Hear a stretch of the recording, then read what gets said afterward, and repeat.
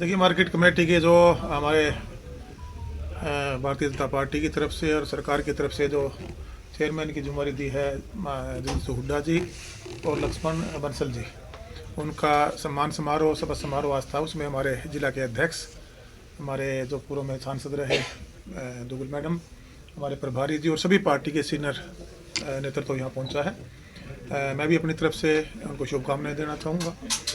Party ने बड़े विश्वास के साथ एक आम कार्यकर्ता को एक बड़ी जिम्मेदारी दी है। निष्ठा के साथ हमारे किसान भाइयों का, हमारे आड़ती भाइयों का, हमारे जो राइस मिलर हैं उनको अधिकारों को ध्यान में रखते हुए अपने पद पर वो निर्वहन करेंगे, ऐसी मैं उनसे उम्मीद करता हूं। और हमने शुभकामनाएं दी हैं कि उनका जो आने वाला समय है वो मंगलमय हो, शुभ हो। बीजेपी का समर्थन उन्होंने इसलिए किया था, अगर वो समर्थन न करते तो साथों के साथ विधायक है जो भाग जाते। देखिए, ये उनका सोचना है।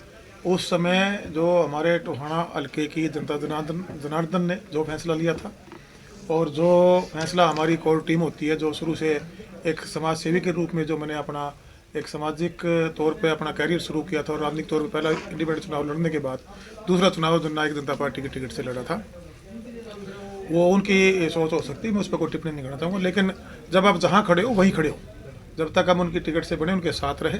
बाद में भारतीय जनता पार्टी ने हमें सम्मान के साथ ज्वाइन करा के यहाँ से प्रत्याशी के रूप में चुनाव, मजबूत चुनाव मैं कहूँगा, लड़वाने का काम किया। सभी जो हमारे चाहे केंद्र का शीर्ष नेतृत्व था, माननीय देश के प्रधानमंत्री, चाहे हमारे राष्ट्रीय अध्यक्ष, हमारे गृह मंत्री, हमारे पूर्व में रहे मुख्यमंत्री मनोहर लाल जी, हमारे मौजूदा उस टाइम मुख्यमंत्री नायब सैनी जी, पूरे पार्टी के, चाहे हमारा संगठन तौर पर चाहे सरकार के तौर पर, केंद्र और स्टेट, मजबूत चुनाव उन्होंने टोहाना में हमें लड़वाने का काम किया। और आज एक कार्यकर्ता के रूप में, भारतीय जनता पार्टी कार्यकर्ता के रूप में भारतीय काम करेंगे और पार्टी जो भी जिम्मेदारी ईमानदारी से देती रहेगी, हम ईमानदारी से उस काम को करते हैं। सर, विपक्ष जो ये उनकी अपनी मानसिकता है, क्योंकि वो पूरी पार्टी डमी हो चुकी है।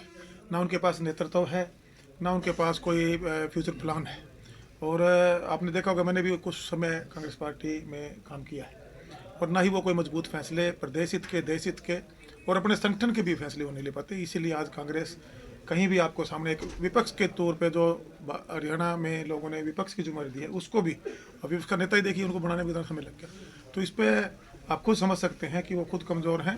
मुख्यमंत्री नायब सैनी जी के नेतृत्व में हरियाणा प्रदेश आगे बढ़ रहा है और वो एक मजबूत मुख्यमंत्री के रूप में हरियाणा में काम कर रहे हैं। सर, इस वक्त हरियाणा ये नहीं कहूँगा किसी नहीं चल रही। जनता जब जनप्रतिनिधि जब बनाती है, बड़े विश्वास के साथ बनाती है। ठीक है, यहाँ हम चुनाव नहीं जीत पाए, यहाँ से कांग्रेस पार्टी के जो विधायक बने, आज वो विधायक तो हैं, उनको अपनी जनता की आवाज़ सरकार के सामने रखनी चाहिए। ये उनकी ड्यूटी, दायित्व जनता ने टोहाने के लिए दिया है। लेकिन जो अधिकारियों की आप बात कर रहे हैं, मैं आपके माध्यम से स्पष्ट कर देना चाहता हूँ कि जीरो टॉलरेंस पे भारतीय जनता पार्टी काम करना चाहती है। पिछले गठबंधन में जब 5 साल में मुझे भी विधायक और मंत्री के रूप में जो जिम्मेवारी सरकार में मिली थी, मजबूती के साथ हमने काम किया था। और आज भी मैं ये आपको विश्वास दिला सकता हूँ कि पूरे हरियाणा प्रदेश में, जिला फतेहाबाद में और टोहाना में खासतौर से कोई भी अधिकारी हम मनमानी नहीं कर सकता। लोगों की अनदेखी नहीं होगी। उनके अधिकारों की लड़ाई आज भी हम प्रत्याशी के रूप में, हमारी सरकार है, मजबूती से लड़ेंगे। कहीं भी अगर कोई कोताही आपको नजर आती है, हमारे संज्ञान में लाने का काम करें। हम सरकार के अंदर उसको रखकर उसको दुरुस्त करने का काम करेंगे। नगर परिषद इसका एग्जाम्पल है सर। कई बार चेयरमैन कह चुके कि अफसर सुनते नहीं है, अधिकारी सुनते नहीं, तो देखिए, ऐसी बात मैं नहीं मानता, नहीं सुनते। वो चेयरमैन है, वो प्रथम नागरिक हमारे टोहाना के, सम्मानित शहरी भी हैं और उसके साथ साथ वो प्रथम नागरिक हैं। और ऐसे कोई अधिकारी हैं, अब हमारी बैठक है, हम बैठ के उस पर विचार भी करेंगे और ऐसी कोई बात है उनको माननीय मुख्यमंत्री के संज्ञान में लाके उसको दुरुस्त करने का काम प्रथम नागरिक जनता का प्रेशर हो जाए। सांसद खेल महोत्सव चला हुआ है, 13 तारीख को हरियाणा के मुख्यमंत्री फतेहाबाद में आ रहे हैं, क्या तैयारियां चल रही हैं? बिल्कुल, देखिएगा, जो जिम्मेवारी जिन लोगों को पार्टी में दी हुई है उसकी तैयारियां मुझे लगता है अच्छे ढंग से की होगी उन्होंने। और माननीय मुख्यमंत्री जा रहे हैं युवाओं को आगे बढ़ाने के लिए। भारतीय जनता पार्टी का, हमारी हरियाणा सरकार का एक ये बहुत बड़ी पहल, आज से पहले किसी ने नहीं किया। ये बुजुर्गों का सम्मान हो, हमारे जो महापुरुष है उनका सम्मान हो, हर वर्ग को साथ लेके चलना हो, ये भारतीय जनता पार्टी की ही एक संस्कृति में कहूँगा, एक उनके ही विचार हैं जो हर वर्ग को, हर चाहे युवा हो, चाहे हमारे बुजुर्ग हों, सबको साथ लेके चलकर उनको आगे बढ़ाने का काम करती है। पिछले दिनों माननीय मुख्यमंत्री से मेरी मुलाकात हुई थी। जो मेरे समय में जो डेवलपमेंट के कार्य, चाहे हमारा मेडिकल कॉलेज का भूमि पूजन शुरुआत करानी हो, सब ज़मीन देकर पैसे से लेकर सब अप्रूवल उसके उसी समय में हो चुके थे। तो थोड़ा डिले ज़रूर है, मैं कहना चाहूँगा आपको, लेकिन वो ज़्यादा समय नहीं है, ज़्यादा डिले नहीं होगा। बस स्टैंड लगभग 95% कंप्लीट है, उसकी फिनिशिंग का काम स्टार्ट है। 148 बी हमारा तैयार हो चुका है। हमारा हॉस्पिटल लगभग लास्ट 7वीं मंजिल का जो स्ट्रक्चर है वो खड़ा हो चुका। फिनिशिंग में उसमें लगभग 26 के एंड तक का समय था, जो मुझे याद है।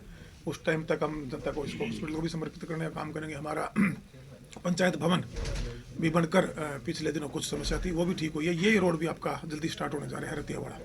ये भी 10 मीटर का, इसकी एनओसी का इशू था, पिछली बार मिला, उसको क्लियर करवा के आया हूँ। फंड रिलीज हो चुका है, टेंडर लग चुका है। आने वाले 15 से 20 रेलवे जो पुल है जमालपुर वाला, वो भी तैयार होने जा रहा है। और 3-4 इशू मेन थे। हमारा लड़कियों का कॉलेज, वो भी मुझे माननीय मुख्यमंत्री ने आश्वस्त किया है कि 1 महीने के अंदर डिपार्टमेंट के सभी अधिकारियों के साथ एक ज्वाइंट मीटिंग उन्होंने मेरी मौजूदगी में साथ उन्होंने ली थी कि आने वाले समय में जो भी और हमारी मांग थी, जो पेंडिंग रह गई थी, जब मनोहर लाल जी यहाँ आए थे, उनको भी हम आने वाले समय में जो भी हमारा सरकार का समय 4 साल अभी हमारे पास है, इसमें हम उनको पूरा कराने का काम करेंगे। टोहाना में डेवलपमेंट की जो गति है वो मैं आपको आश्वस्त करता हूँ, वो मैं रुकने नहीं दूंगा। आप लोगों के सहयोग से उनको हम पूरा करेंगे। सरिशार रोड की अगर बात करें से करीबन सारी नहरों का नवीनीकरण का फंड था, करीबन 440 करोड़ रुपए समथिंग ये पास हुआ था। काम आचार संहिता की वजह से अभी स्टार्ट हुआ है।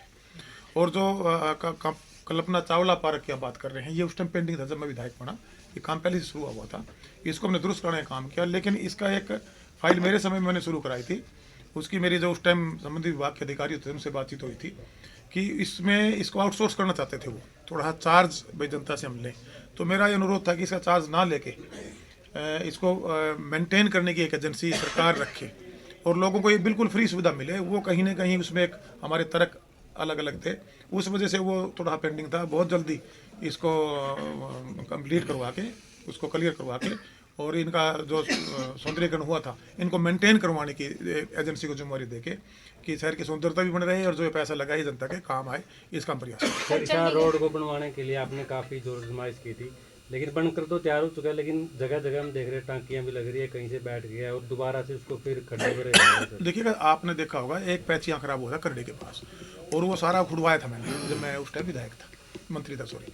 तो हमने उसको खुड़वा के दोबारा बनवाने का काम किया था। जहाँ जहाँ कुछ जमीन में कुछ जगह टेक्निकली थोड़ी हम दलदल बोलते हैं, जैसे हरियाणवी भाषा में दलदल, नमी या सेम का जैसे ऊपर आ जाना, उन वो संबंधित विभाग के हमारे जो वैक्सीन है, रेस्टियो एससी साहब, मेरी उनसे बातचीत हुई है। जहाँ जहाँ दिखते हैं उनको दोबारा, क्योंकि 5 साल तक उनकी जिम्मेवारी है, उसको ठीक करा के देना, वो काम करेंगे अधिकारी। जी बिल्कुल, अभी एक्सीडेंट हुआ है सर।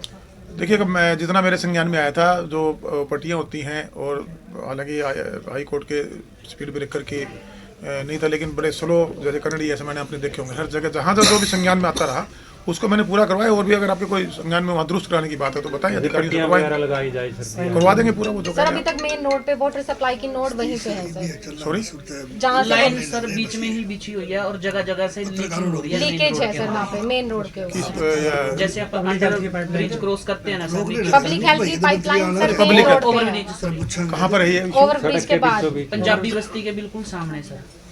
और वो ठीक हुआ रजबाई के आसपास ना। हाँ, मैं पिछले दिनों शादी में देख ली थी, ठीक, कोई नहीं, वो मैंने देख ली थी, मैंने उसके बारे में बात भी कर ली थी।